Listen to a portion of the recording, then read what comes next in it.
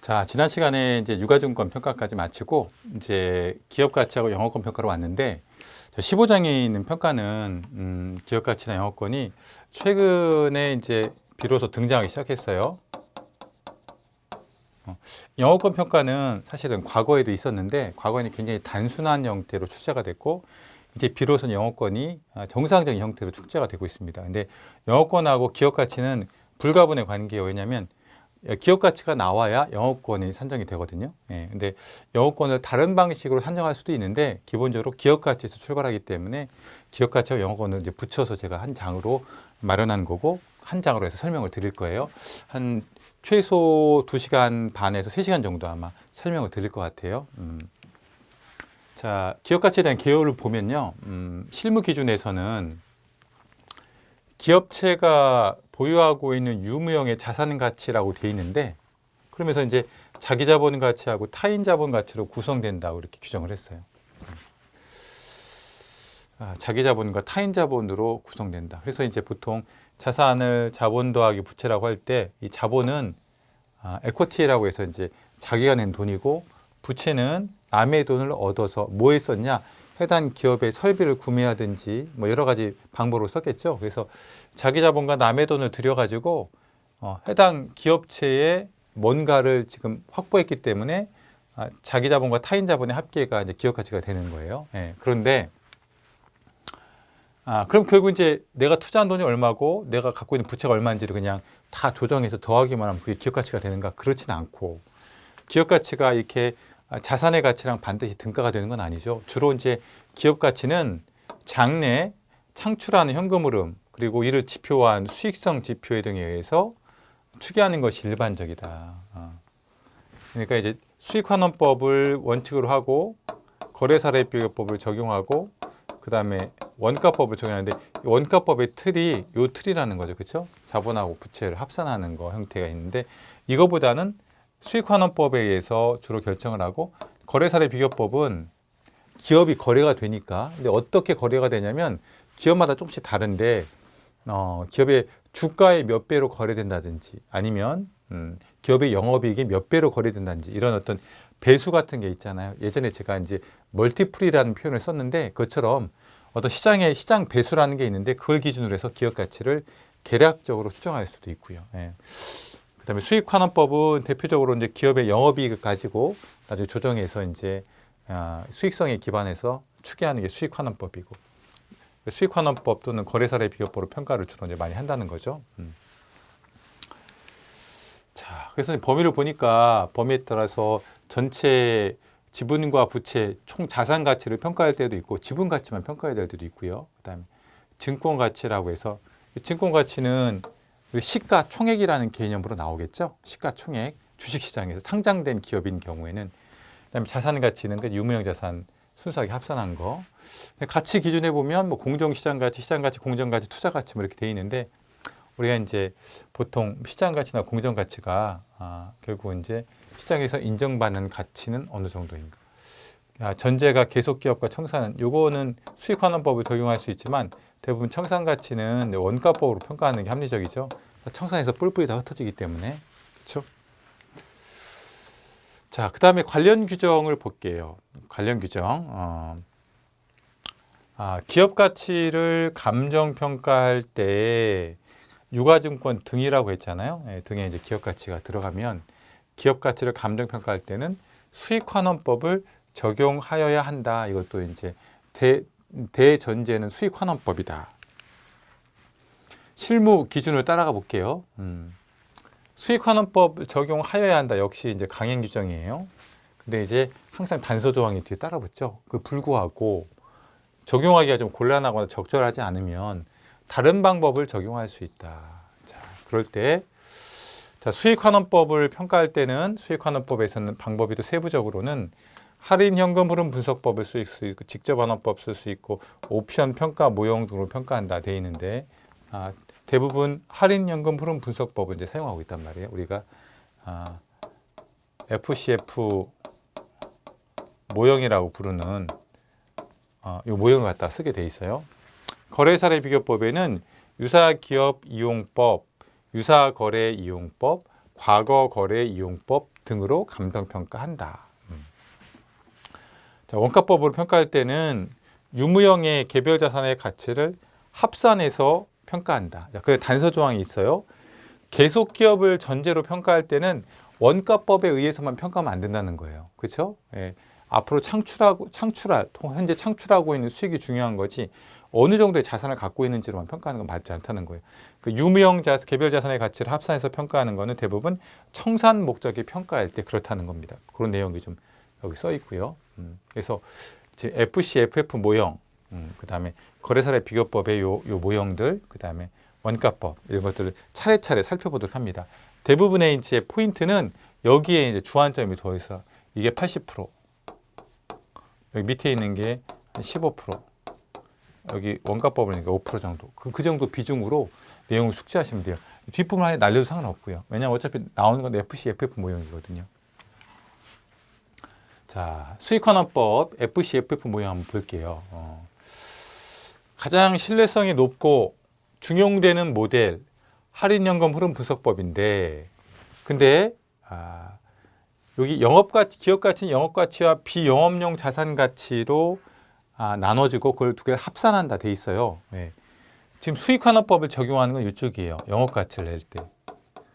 영업 가치라는 거 언제 들어봤죠? 우리 지식재산권 혹은 기술가치 평가할 때 그 영업 가치에다가 기술 기여도를 곱한 게 그게 지식재산권의 가치라고 이렇게 지식재산권에 귀속하는 가치라고 이제 말씀드렸었잖아요. 그 영업 가치를 말하는 거예요. 비영업용 자산이라는 거는 영업에 투입되지 않는 자산이에요. 대표적인 게 투자부동산 같은 것들이거든요. 예. 그래서 그 영업 가치를 어떻게 구할 것인가 보면 영업 가치는 또 두 가지로 나눈다. 기간에 따라서 예측 기간 영업 가치가 있고 예측 기간 이후의 영업 가치가 있다. 예측 기간의 영업 가치가 있고 예측 기간 후의 영업 가치가 있는데 통상 예측 기간은 5년 정도로 삼는다. 예측 기간은 5년 정도로 본다. 그러면 이 산식에서 지금 보세요. 뭐가 좀 여기 요게 뭔가 보면 요거를 그냥 WACC-G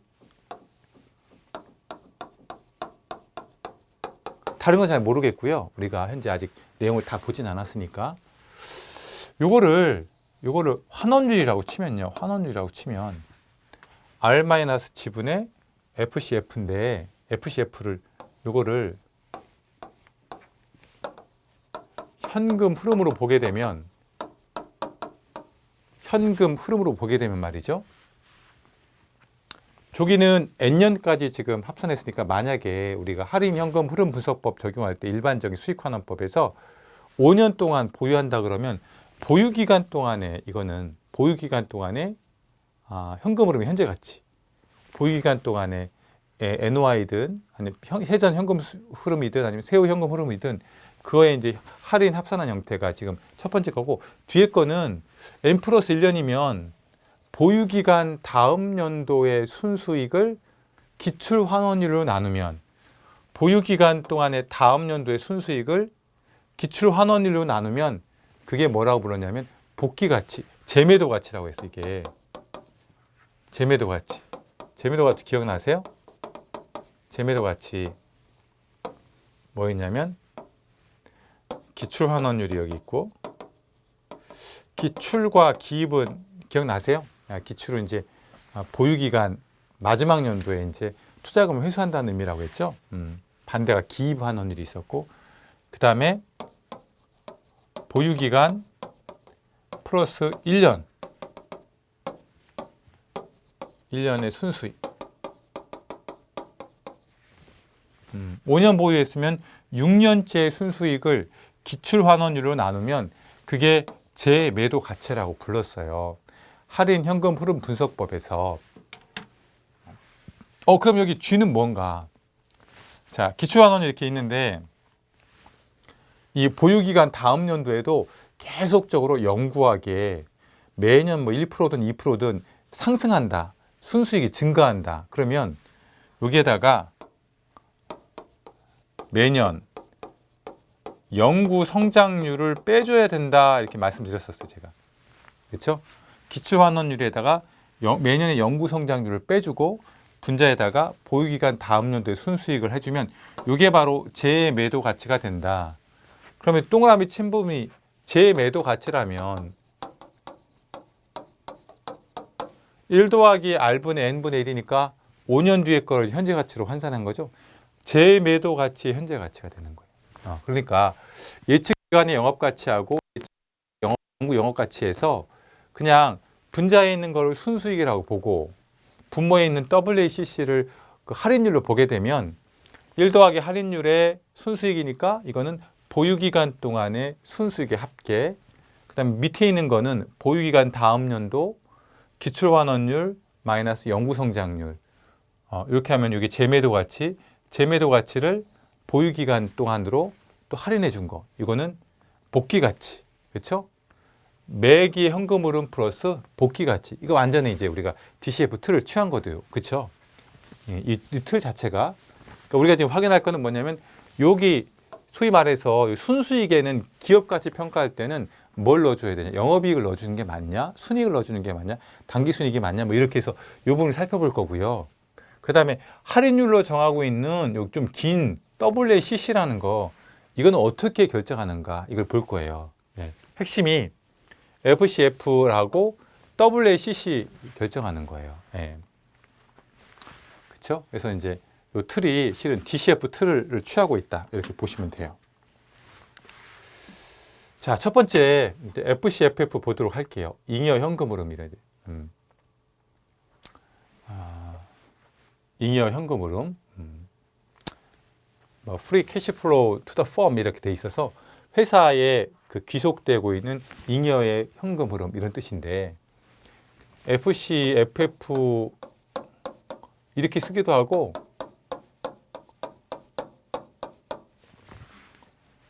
이렇게 FCFF라고 쓰기도 해요. 어쨌든 뭐 어떤 식으로 상관없어요. 두 개 잉여 현금 흐름을 이렇게 부르는데, 산식을 보게 되면요, EBIT 곱하기 1-T 더하기 감가상각비, 자본적 지출, 추가 운전 자본 이렇게 돼 있는데, 그래서 이거를 그냥 많이 하다 보면 당연히 기억나겠지만 처음에 이제 공무원 사람 입장에서 산식이 잘 기억 안 나면 요거는 그냥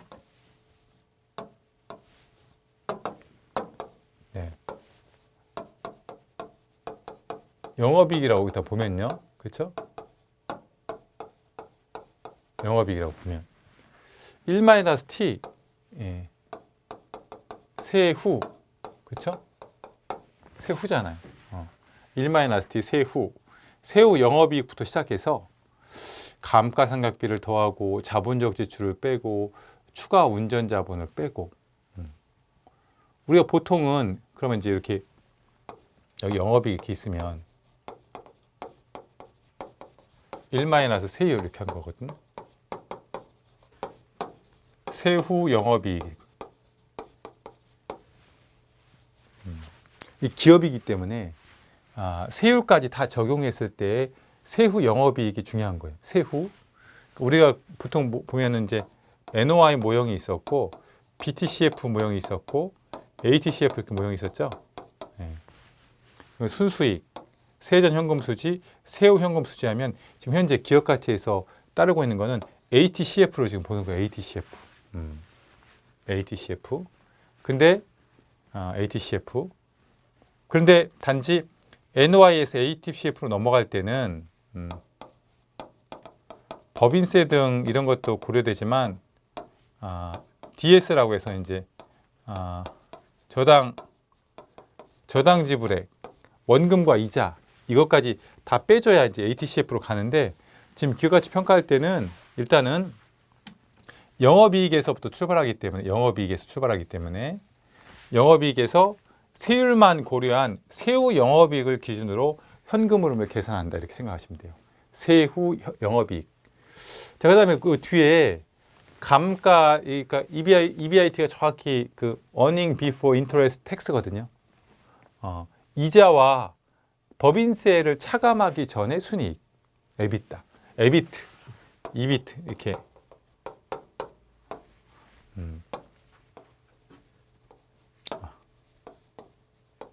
뭐 전에 그 이익이냐면 이자 비용, 그렇죠? 그다음에 텍스. 이거를 차감하기 전에 영업이익. 그래서 곱하기 2만 해서 t 하면 이제 t는 해당된 거죠. 예, 그 텍스까지 이제 다 고려가 된 거고요. 거기에다가 감가상각비를 더해주는데 감가상각비는 회계상으로 처리는 되고 있지만 실제적으로 지출되는 비용은 아니에요. 그렇죠? 감가상각비. 그래서 비현금 흐름 이런 표현을 쓴단 말이에요.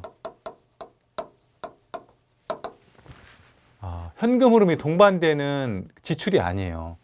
자본적 지출이나 운전자본은 지출되는 비용인데 감가상각비는 지출이 안 되는 비용이에요. 근데 우리 영업이익 산정할 때는 순이익과 좀 달라요, 여러분. 그 임대소득부터 출발하고 있는 그 우리가 전형적인 DCF에서는 감가상각비가 어디에 안 들어가고 있냐면 감가상각비가 그 총 비용이 안 들어가거든요. 예. 우리가 가능 총수익부터 뭐 쭉 내려와서 이제 순영업소득 나오는데 그때 영업경비에 감가상각비를 넣지 말라고 그랬어요. 그렇죠? 근데 영업이익은 판관비에 감가상각비가 반드시 들어가죠. 그렇죠? 감가상각비는 영업경비 일부예요. 우리 손익계산서 작성할 때 감가상각비는 영업경비 반드시 들어가요. 그리고 우리가 아는 현금 흐름과 좀 다르잖아요. 그래서 감가상각비를 더해주면 결국 경비로 감가상각비를 차감하지 않은 거랑 같아요. 그렇죠? 네. 그래서 비현금 흐름인 감가상각비를 더해준다. 왜? 현금으로 지출되는 게 아니니까. 네.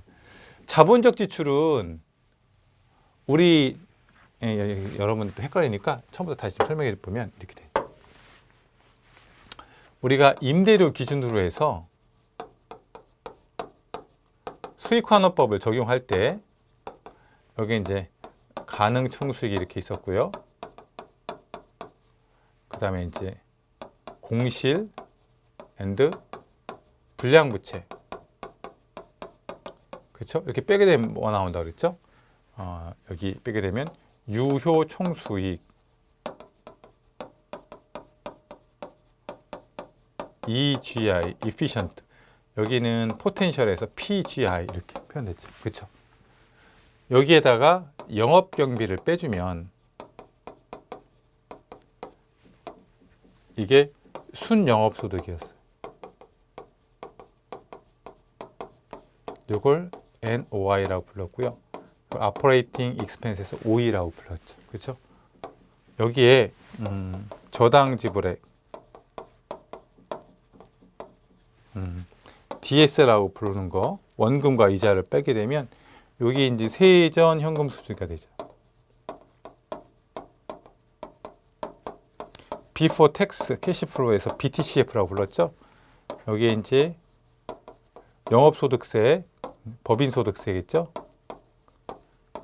우리 텍스라고 부르는 걸 빼게 되면 비로소 이제 세후 현금 흐름 이렇게 되는데 이걸 ATCF라고 해요. 그래서 크게 그 할인 현금 흐름 분석법에서 우리가 이 순영업소득, 이 할인하는 대상 뭐냐, 순영업소득 갖고 하는 게 원칙이고, 근데 세전 현금으로 갖다 할 수도 있고 세후 현금으로 갖다 할 수도 있다 이렇게 돼 있어요. 자, 그런데 영업경비에서는 감가상각비가 불포함이잖아요. 네, 그렇죠. 감가상각비는 절대로 영업경비에 넣어주면 안 된다. 또 넣어주면 안 되는 게 뭐였냐면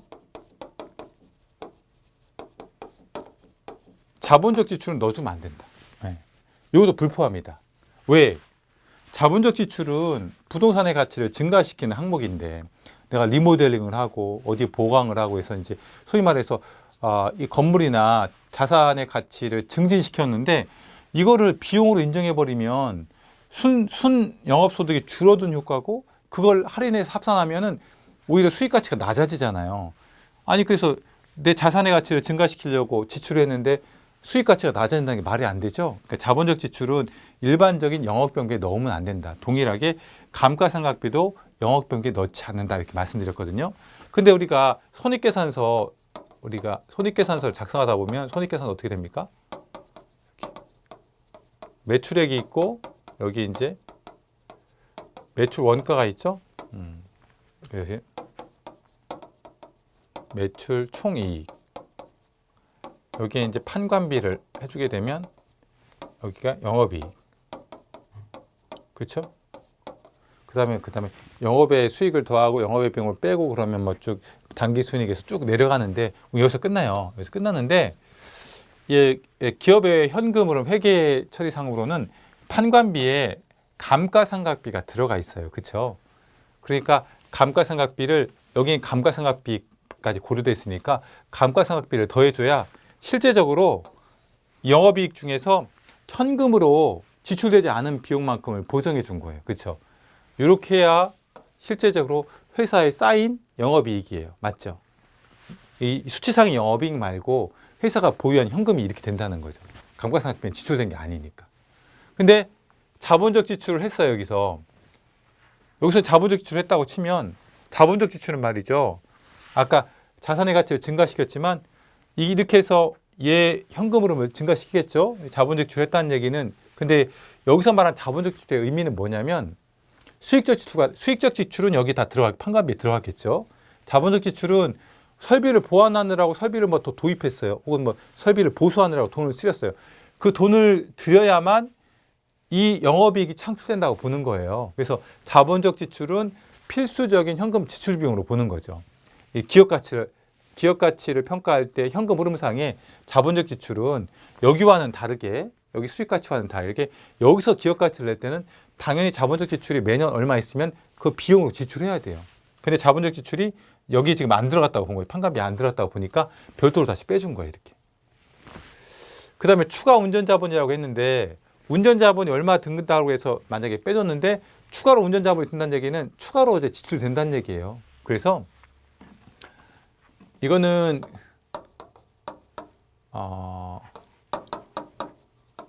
단기 운전자본은 얼마큼 들었는데 전기 운전자본이 전기보다 운전자금이 늘었다 그러면 추가적으로 운전자본을 투입한 거거든요. 그래서 그 비용만큼이 또 기업에 축적되는 그 현금 흐름을 또 줄여두는 효과가 있거든요. 그래서 이 FCF를 구성하는 걸 잘 기억하셔야 돼요. 영업이익에다가 곱하기 1- 세율 더하기 감가상각비, 자본적 지출과 추가 운전자본이 있으면 빼준다. 근데 이제 통상 기업 가치를 평가할 때 이 감가상각비나 자본적 지출이 명백하게 이렇게 항목별로 잘 정리가 돼 있으면 매년마다 이걸 다 넣어주면 되고요. 귀찮으면은 얘하고 얘를 상계시킵니다. 무슨 얘기냐면 감가상각비만큼 더해지지만 실제적으로는 그 해당 설비를 보수하기 위해서 자본적 지출을 감가상각비만큼은 지출한다 이렇게 보게 되면 두 개가 상계가 돼요. 그건 특수한 케이스긴 하지만 그렇게 이제 퉁쳐서 계산할 때도 많이 있습니다. 그래서 영업이익 곱하기 1- 법인소득세율 플러스 감가상각비 빼기 자본적 지출 추가 운전 자본, 이게 기업가치 평가할 때 분자에 들어가는 매 연도의 현금 흐름이에요.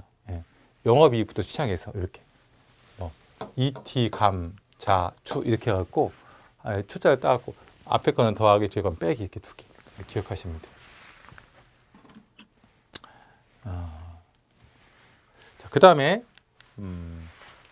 매출은 어떻게 추정하느냐? 뭐 과거에 어떻게 매출이 이루어졌는지 추세 분석을 하면 되고 앞으로 이제 사업 계획을 제시했을 거잖아요. 향후 몇 년 동안 얼마나 매출이 늘어날 거고 영업이익은 얼마나 실현될 거고 실제로 이제 유사한 우리 업계 내에서 통계적으로 매년 몇 프로 성장할 거로 이렇게 시장 보고서가 나오면 그걸 갖고 이제 매출을 추정할 수 있죠. 왜냐하면 지금 되게 앞에 기간을 몇 년으로 본다고 했어요. 통상 예측을 5년의 매출 예측부터 시작해야 되는 거예요. 5년의 매출 예측부터 시작해서 쭉 다 추정해갖고 영업이익도 5년을 추정하고 영업이익을 추정한 다음에 5년 동안의 감가상각비, 자본적 지출, 추가 운전 자본도 다 추정해서 테이블을 만들어서 FCF를 매년마다 5년 단위 거를 테이블을 만들어야 돼요. 자, 원가율은 그럼 매출 원가할 때 어떻게 하느냐? 과거 분석, 사업 계획, 통계치를 기준으로 할 수 있다. 그렇죠? 판매 관리비는 어떻게 하느냐? 고정비와 변동비로 반영할 수 있다. 고정비는 물가 상승률을 반영하고 변동비는 생산량을 반영하면 된다. 그 다음에 뭐 인건비, 판관비 할 때 인건비는 어떻게 한다. 이렇게 세부적인 게 이렇게 있는데 좀 읽어보시고 좀 정리해 보세요. 제가 굳이 설명 안 드려도 이 뒷부분 읽어보시면 이해될 것 같아요. 자, 그렇게 해서 텍스는 법인세, 법인소득세를 말하는 거다. 감가상각비는 판관비 및 제조경비에 계상된, 그렇지, 판관비에 반영되어 있는 감가상각비를 빼갖고 별도로 더해주는 거예요, 지금. 예. 그 다음에 이제 자본적 지출이 돼 있는 경우에는, 자본적 지출이 됐다는 얘기는 설비를 투자했다든지 뭔가 새롭게 자산을 갖춘 거잖아요. 그러면 기존 설비의 감가상각비도 있고 자본적 지출로 인해서 그 추가로 설치한 그 시설에 대한 감가상각비도 있는 거죠. 그렇죠? 네. 그다음 자본적 지출은 보니까 기존 설비의 유지, 보수, 충당하는 비용. 그러니까 기존 설비의 감가에 상응한다고 아까 말씀드렸잖아요. 그렇죠? 유지, 보수에 충당하는 비용, 자본적 지출에서 감가상각하고 자본적 지출을 상계할 수도 있다고 되어 있죠. 플러스 전기 투입된 자본적 지출의 유지, 보수, 충당금. 이거는 새로 설치한 신규 투자에 대한 감가상각, 거기 상응하는 거고요. 당해년도에 자본적 지출의 발생분 이렇게 돼 있잖아요. 예. 이런 것들을 전부 다 자본적 지출을 보는데 이걸 항목별로 우리가 다 추정하는 건 아니고 문제에서 주어지게 돼 있어요.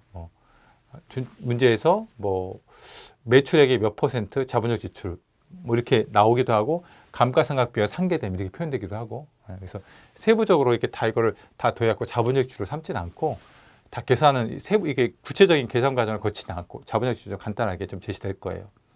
추가 운전자본 이렇게 돼 있죠. 운전자본이 정의가 유동자산에서 유동부채를 뺀 게 운전자산이에요.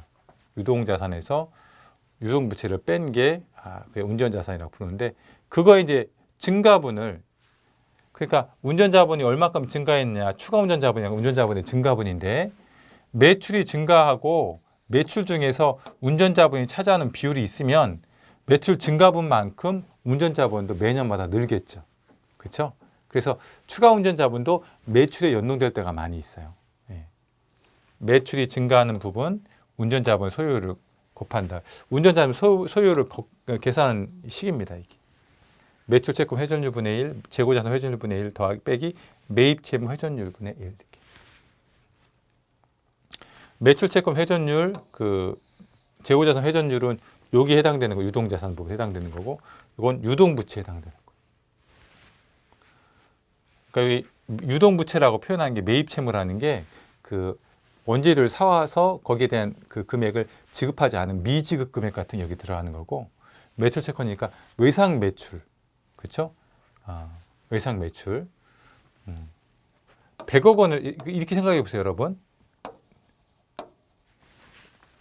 100억은 뭐냐면 외상 매출이니까 100억치를 저쪽에서 우리가 팔았는데 돈을 아직 못 받았어요. 외상 매출이란 말이에요. 그렇죠? 근데 80억의 유동부채는 뭐냐면 내가 80억을 저쪽에 줘야 되는 거예요. 예. 그러니까 이 운전자본이라는 게 의미가 뭐냐면 유동자산에서 유동부채를 뺐는데 그 의미는 정확하게 80억의 채무를 당장 또 지급해야 되고 미지급금이 있는데 나는 100억을 받아야 돼요. 근데 100억을 받아야 되는데 100억짜리 매출 채권을 만들기 위해서 내가 100억에 원재료를 써갖고 어쨌든 팔았다 이렇게 치게 되면 결국 80억의 유동채무가 있다는 거 하고 100억에 이제 받아야 될 돈이 있다는 거는 20억 정도의 시간적인 갭차가 있다는 거예요. 20억 정도는 유동자산, 20억 정도는 운전자본으로 해서 내가 보유하고 있어야 되는 거예요. 이 차익만큼은 운전자본으로 보유하고 있어야 된다. 그 취지란 말이에요. 그래서 이런 식으로 계산을 하는데 이 식을 외우라고 하진 않고 문제에서 주어질 거예요. 계산하라고 하면. 그러니까 추가 운전자본은 보통 매출 증가분에 연동되게 돼 있다. 이렇게 보시면 돼요. 그러니까 항목을 여기 들어간 항목을 5년 단위로 작성해 줘야 돼요. 자, 그다음에 여기 이제 지금 뭐 있냐면 이거 있죠, 이거. 그렇죠? 이거는 그 다음 연도니까 그렇죠? 그 다음에 지금 볼게 재매도 가치라고 해서 이 부분 지금 보는 거, 이 부분 재매도 가치. 자, N 플러스 1기 그 5년이라고 정한 통산 보유기간 그 다음 연도의 현금 흐름하고 이게 그 보유기간 다음 연도잖아요. N 플러스 1기. 그 다음에 여기 요걸 일단 환원율, 기출 환원율이라고 일단 쓰라고 했죠. 기출 환원율. 연구 성장률을 뺀다. 6년도 이후부터도 계속 기업이 연간 몇 프로 상승할 것으로 예상을 하면 연구 성장률만큼 환원율을 낮춰주면 되는 거예요. 왜냐하면 연구 성장이 안 되는 기업하고 연구 성장이 있는 기업은 말 그대로 동일한 영업이익이라고 하더라도 기업 가치를 달리 봐줘야 되죠. 그렇죠? 그래서 연구 성장률은 환원율을 줄여주는 효과가 있고 장래 위험 프리미엄이면 이거는 오히려 성장에 대한 부분이 아니고 이건 쇠퇴에 대한 부분을 말하는 거잖아요. 장기적으로 위험하다. 그런 영업이익을 실현하는데 장기적으로 좀 불안한 면이 있다 그러면 불안한 만큼 환원율을 높여줘야 되겠죠. 그래서 이 부분은 가산해주고 이 부분은 빼주고 그렇게 해서 재매도 가치를 구한다는 거예요. 이렇게.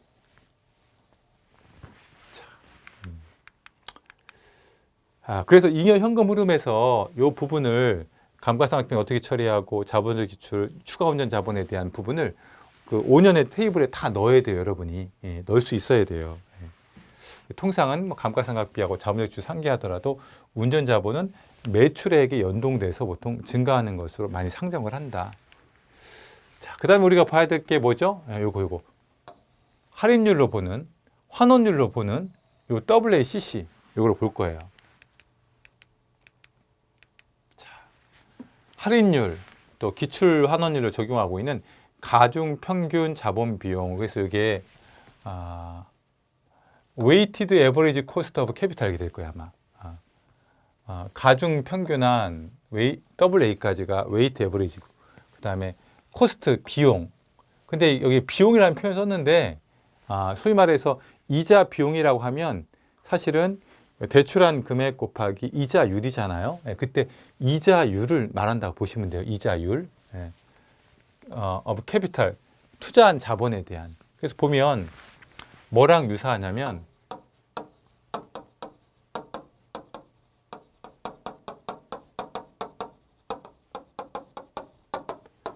금융적 투자결합법하고 굉장히 유사해요. 금융적 투자결합법하고. 그래서 금융적 투자결합법 어떻게 써요? 지분가치 비율 곱하기 지분환원율 플러스 저당가치 비율 곱하기 저당환원율이잖아요. 여기 자기 자본이다, 타인 자본이다 이런 거는 이거는 자기 자본, 타인 자본, 전체 자본이죠. 그 중에 자기 자본이니까 자기 자본 비율. 이거는 타인 자본 비율 곱하기 자기 자본에 대한 할인율, 타인 자본에 대한 할인율 이렇게 돼 있어요. 그런데 이제 여기 보면 일단 이제 저기 이렇게 해서 요 자기 자본을 구하는 게 또 키고 타인 자본은 보통 제시되는 거. 그래서 지금 WACC는 이렇게 금융적 투자결합법의 형태로 돼 있다. 이렇게 보시면 되고 그때 이제 자기 자본과 타인 자본을 어떻게 구하는지 한번 보도록 하죠.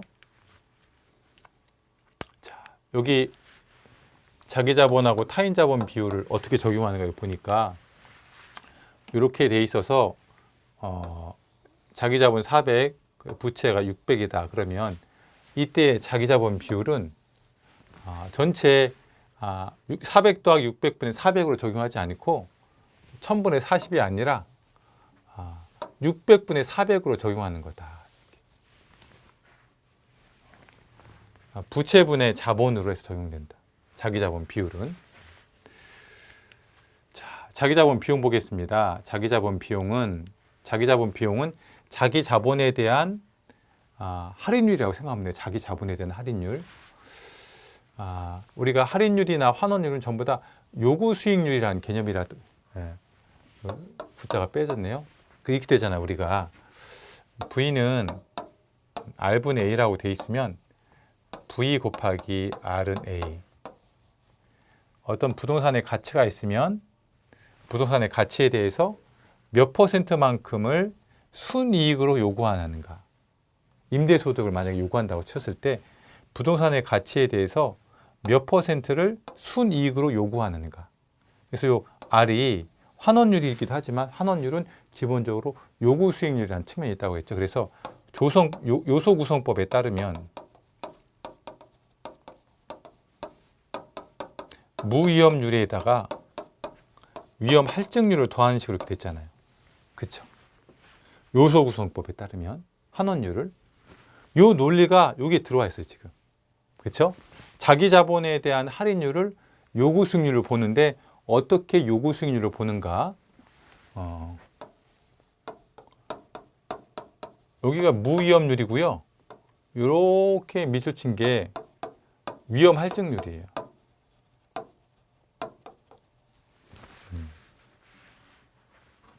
RF는 리스크 프리예요. 리스크 프리. 무위험률. 그다음에 베타 RM-RF. 요거 뭐고, 요거 뭐고, 요거 뭐고, 요거 뭔지. 그래서 이렇게 구하는 방법을 CAPM이라고 불러요. CAPM, 자본자산 결정 이론이라고 그러는데 앞으로 이제 기업 가치에서 할인율은 가중 평균 자본 비용으로 결정하는데 할인율은 가중 평균 자본을 결정하는데 그거는 이제 지분과 부채의 비율에 따라서 각각의 할인율을 가중 평균하는데 자기 자본 비용이라고 부르는 지분에 대한 요구 수익률은 요소 구성법과 유사한 자본자산 결정 이론 CAPM으로 결정한다. CAPM. 그때 CAPM은 무위험률에다가 위험 할증률을 더한다. 자, 그래서 이 상식을 좀 더 보면 무위험률 이자율은 국고채 수익률 같은 걸로 생각하면 돼요. 국고채 수익률. 문제에서 주어집니다. 자, RM은 시장 수익률인데 시장 수익률인데 이게 마켓이거든요. 시장 수익률인데 주로 뭐 주가 수익률을 쓸 수도 있고 5년에서 15년간의 평균적인 주가 수익률 같은 거를 시장의 수익률로 볼 수도 있고요. 회사채 금리를 시장 수익률로 볼 수도 있고 블룸버그 코리아 거기 사이트에 들어가서 시장 수익률 지표 등을 사용할 수가 있어요. 그러니까 지금 이거는 어느 한 기간이 아니고 여러 기간의 평균적인 시장 수익률을 여기다 적용한다는 거예요. 자, 그다음 베타 계수 보겠습니다. 베타. 자, 정의가 시장 전체의 위험을 일로 보았을 때 개별 기업 주식이 갖는 위험의 크기다. 민감도를 나타낸다. 이거를 조금 더 다른 표현으로 하면 이렇게 되는 거예요. 주식시장 전체가 10% 정도 폭등하든 폭락했을 때 시장에 큰 변동이 있었을 때 해당 기업은 어느 정도 요동치는가. 그러니까 시장에서 10% 폭등이 있었어요. 주식시장의 10% 폭등은 엄청나게 큰 거죠. 그럴 때 A기업은 몇 퍼센트 변동하는가? 자, 똑같이 10% 변동했어요. 전체적으로 오를 때 코스피가 10% 오를 때 나도 10% 올랐어. 이거는 중립 민감도죠. 그렇죠? 민감한 게 아니고 딱 가운데 민감한 거예요. 중립적인 거야. 근데 10% 폭등했을 때 나는 20%가 변동돼서 나는 굉장히 민감한 거죠. 민감하다는 얘기는 위험이 크다는 거예요. 왜냐하면 10% 폭락했을 때는 나 20% 폭락할 거거든요. 그렇죠? 그러니까 우리가 더 위험한 그 물건일수록 위험 할증률이 증가하는 것처럼 이 베타 값이 더 크다는 얘기는 훨씬 더 민감한 주식이고 훨씬 더 리스크가 큰 주식이다 이렇게 보는 거예요. 그래서 이 베타 값이 있어요. 다 여기 보니까 뭐 이렇게 해서 이 레버드 베타는 다음과 같이 계산한다 돼 있는데 이 산식을 자세히 보고 이것까지 외우라고 하진 않을 거예요. 이건 문제에서 아마 주어질 거예요. 이렇게 계산한다고. 여러분한테 뭐 베타 값을 계산하는 산식 다 외우라고 할 수도 없고. 근데 어쨌든 베타의 의미가 시장의 평균적인 변동 대비 해당 개별 기업, 우리가 평가하고 있는 그 밸류에이션 하고 있는 기업의 민감도를 나타낸다. 그래서 베타를 보통 찾을 때 말이죠. 내가 예를 들어서 그 자동차 관련 기업이란 말이에요. 그럼 자동차 관련 기업의 베타 값이 블룸버그 코리아 가면은 나와 있어요. 그 베타 값을 갖고 와서 쓰면 돼요. 그러니까 다시 말하면 베타는 보통 개별 기업의 베타일 수도 있고 아니면 업종의 베타일 수도 있어요. 통상 업종의 베타를 갖다 쓰면 되겠죠. 그 업종 전체적으로 민감도를 나타내는 거니까. 그렇죠? 그래서 이제 개별 기업 베타를 다음과 같이 이렇게 계산하는데 유사 상장 기업이 없는 경우에는 산업별 베타도 사용 가능하다 이렇게 돼 있죠.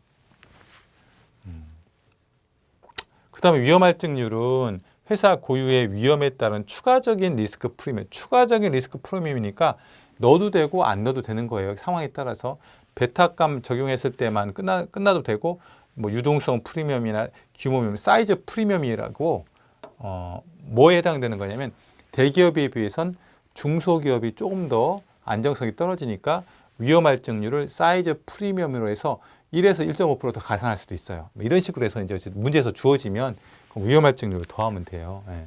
자, 요거는 무위험률 국고채 수익률 되고 베타는 민감도를 나타내는 수치인데 해당 개별 기업의 베타를 구할 수도 있고 없으면 산업별 베타를 적용하면 되고요. RM은 시장 수익률인데 뭐 시장에 최근 5년에서 15년치의 코스피의 상승률을 갖다 집어넣어도 되고 회사채 금리를 넣어도 되고 블룸버그 코리아에 나와 있는 지표 금리를 넣어도 되고요. 위험 할증률은 유동성이나 사이즈에 대한 부담인데 대기업보다는 중소기업 같이 중견기업 같이 규모에 따른 그 위험 할증률을 더 가산할 수도 있고 어쨌든 할증률로 뭔가를 가산한다는 얘기는 거기에 대한 요구 수익률을 늘리겠다는 얘기거든요. 더 위험하다고 보고 리스크 있다고 보고. 그러니까 만약에 요 값은 항상 양수겠죠. 시장 수익률은 예를 들어서 5%인데 무위험 이자율은 뭐 1.5%밖에 안 된다. 근데 이 베타 값이 훨씬 더 민감하다 그러면 베타 값이 1을 넘겠죠? 그러면 이 가중평균 자본 비용이 훨씬 더 이 RM보다는 높아지게 돼요. 왜냐하면 베타 값이 1일 때 이렇게 약분 이렇게 없어지면 RM만 남잖아요. 근데 이게 1을 넘어가게 되면 전체적인 값이 RM보다는 커지게 돼 있어요. 예. 그래서 CAPM 방법으로 해서 자기 자본 비용을 구한다. 이게 대표적인 거예요. 그 외에 방법을 쓰는 것도 있어요. 그 베타 계수는 그래서 시장 전체 포트폴리오 이거 그냥 코스피 지수라고 생각하시면 돼요. 코스피 지수. 코스피 지수의 수익률이 이렇게 갈 때 대상기업의 수익률이 어떻게 왔다 갔다 하는가. 그래서 이 기울기가 베타 값이다 이렇게 보면 돼요. 다른 방법도 있다. 자기 자본 비용 계산하는데 이런 방법도 있는데 이건 시험에 별로 출제될 가능성이 좀 낮은 거죠. 어쨌든 이 재무이론 측면에서 이런 방법도 있다. 이거는 뭐 소위 말해서 그 회계 분석하고 거의 비슷한 방법이죠. 각각의 요소들이 기여하는 뭘 다 더하는 차익거래 결정, 가격 결정 이런 게 배당 평가 모형이라고 해서 고등 모형이라고 해서 쓰는 방법이 있어요. 그러니까 그냥 이것만 그냥 눈으로 한번 볼까요? 배당금. 어떤 기업의 주식을 보였을 때 배당금, 할인율, 배당금을 싹 다 더한 거잖아요, 그렇죠? 기업의 보통 주식의 가격은 각 기수의 배당금을 다 할인해서 더한 거하고 등가다. 논리적으로 그렇잖아요. 어떤 기업의 주가라는 거는 내가 그 주식을 예를 들어서 주당 10만 원에 취득했다는 얘기는 그 주식을 영구히 보유하면 배당을 10만 원 받는다라는 전제에서 주식 가치가 형성됐다라고 이렇게 논리적으로 전개하게 되면 산식이 이렇게 등가가 되어 있잖아요. 그때 요 K2를 방정식으로 풀어서 이제 계산하는 거예요. 예. 근데 만약에 배당액이 영구히 G%씩 상승한다 그러면은 자기 자본 비용이 다음과 같이 이렇게 계산돼요. 여기 초기에 현재 주가고 다음 연도의 배당액, 영구 성장률에서 자본 비용이 이렇게 결정되거든요. 계산하게 되면 그래서 두 가지 방법도 있지만 활용 빈도는 낮고 대부분 뭘로 계산하라고 하냐면 이걸로 계산하라고 시킨다. 이렇게 보시면 될 것 같아요. 자기 자본 비용. 그 다음에 이제 타인 자본 비용이 있는데 이거는 타인 자본분의 이자 비용. 이게 뭐냐면 이게 결국 이제 이자율이죠. 이자율. 내가 빌린 돈의 이자율. 이자 지급부 부채. 이자 지급부 부채의 총액분의 실제 지급 이자. 그게 이제 이자율이잖아요. 우리 회사는 평균적으로 5% 이자율로 대출을 쓰고 있어요. 이때 이자율. 1- 법인세를 했으니까 세후 이자율. 왜 1- 법인세를 세후로 따지는가? 이자 비용만큼은 뭐에 들어가냐면 이 법인세 부담한 만큼은 이 법인세가 그러니까 어쨌든 세후 수익률을 계산한다 이렇게 기억하시면 좋을 것 같아요. 세후 수익률, 타인자본 비용은 세후 수익률이다. 실제 이자율이지만 법인세율 일반에서 법인세율만큼. 왜냐하면 이자 비용만큼은 비용 처리가 되면서 법인세를 낮추는 효과가 있다. 그렇게 생각하시면 일단은 세후 이자 비용이다라고 생각하시면 될 것 같아요. 자, 그럼 다 했죠? 타인자본 비용이 있고 자기자본 비용 해갖고 지금 뭘 한 거예요? 요 지금 WACC를 결정한 거예요. WACC를. WACC를 결정해서 뭐 할 건데요? 여기다가 할인율로 다 집어넣을 거라서 이렇게 할인율로 집어넣을 거라서 지금 현금으로 했고, 그렇죠? 할인을 했으니까 기업가치를 이제 기업가치 중에서 영업가치 요거 지금 구한 거예요. 영업가치를 구하려면은 예측기간하고 예측기간 후로 있는데 그때 들어갈 게 매기의 현금 흐름하고 그 다음에 여기 할인율 적용하는 가정평균 자본 비용 요거를 살펴봤습니다. 좀 쉬었다가 계속해서 기업가치 살펴보도록 할게요.